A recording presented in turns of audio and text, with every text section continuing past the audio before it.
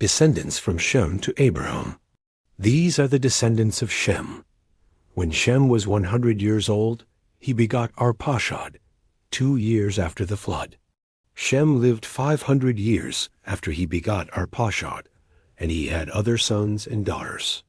When Arpachshad was 35 years old, he begot Shelah.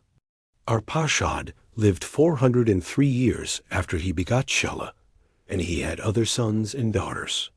When Shelah was 30 years old, he begot Eber. Shelah lived 403 years after he begot Eber, and he had other sons and daughters.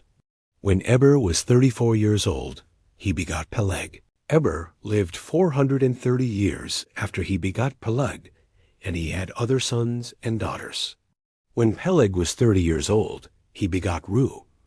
Peleg lived 209 years after he begot Reu, and he had other sons and daughters. When Reu was 32 years old, he begot Serug. Reu lived 207 years after he begot Serug, and he had other sons and daughters.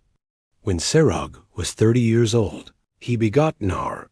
Serug lived 200 years after he begot Nar, and he had other sons and daughters. When Nar was 29 years old, he begot Terah.